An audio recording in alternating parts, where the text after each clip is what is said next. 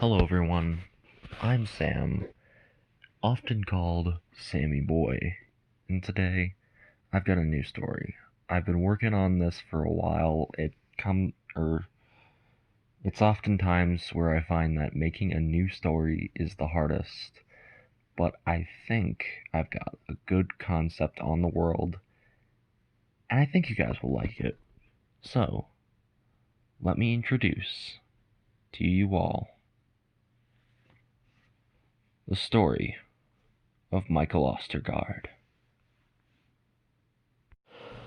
The world is dark and cold as I drive into the small Louisiana town.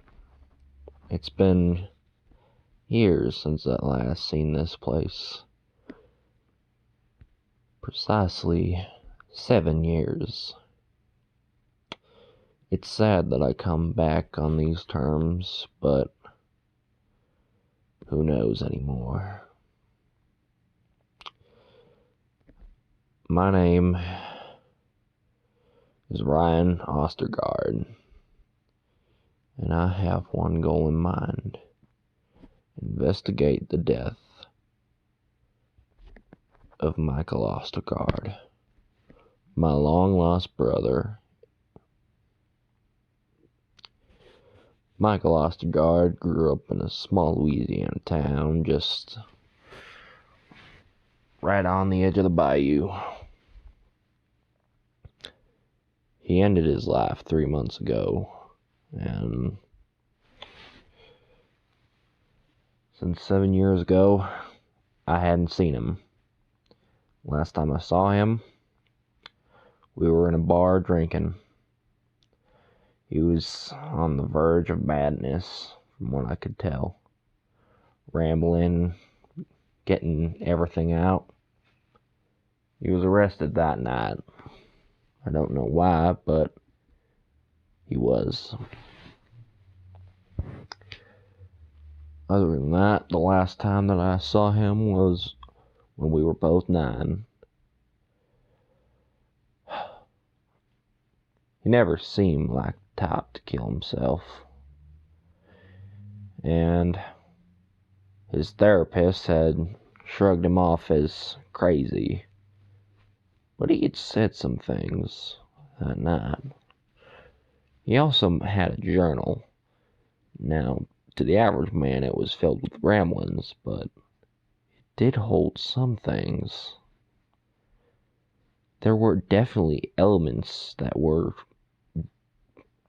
or more, seemed like leads into what made him this way. What made him a splat on the floor at a mental hospital.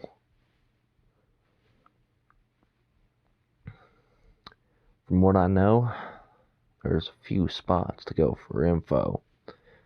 His old neighborhood, his old school, and a place called the Fort. Arriving, I decided to rent a room just outside town. Receptionist was a nice woman. She was very cheery.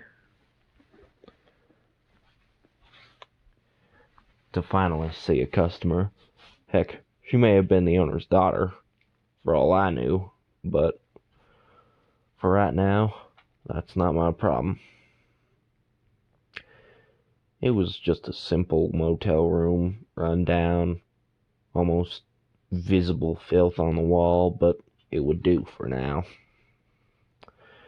Figuring I should go get something to eat, I went down to the local grocery store. Nothing big.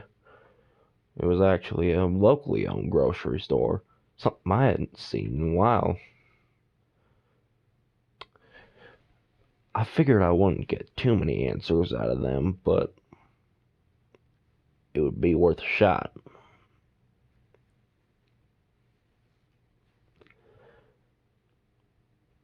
Grabbing a few things like Snickers, apples, got myself some pork to spoil myself a little bit. I figured I could go back and make something good. From that, checking out, I saw that the cashier was a bit too old to be working. She was reaching her 80s about. She must have been the oldest person in town. I asked her about Michael. She said, "Oh, the poor boy. I heard that he had killed himself."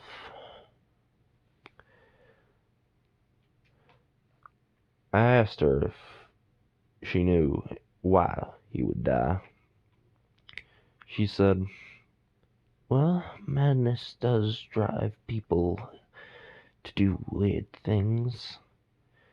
In fact, my husband took his own life many years ago."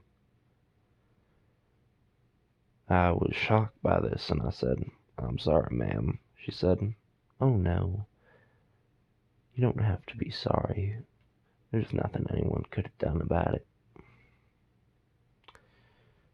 And those were odd words, but I figured I shouldn't look too deep into it.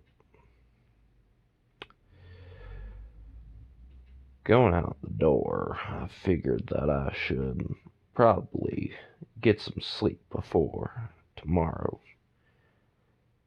I figured that he was an intelligent man. Maybe I'd check the local library for some info. Or maybe I'd check that old house.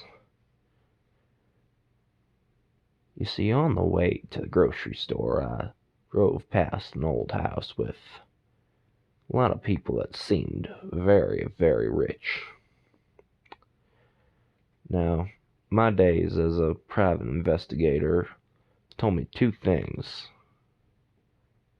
One, if you're rich, you've got to be hiding something. It may not be the thing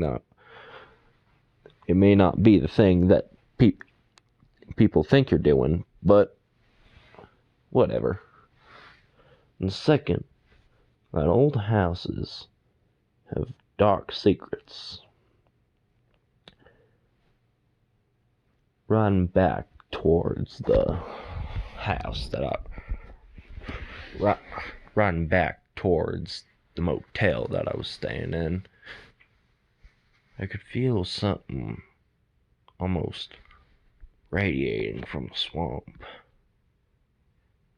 Anger, maybe? I don't know.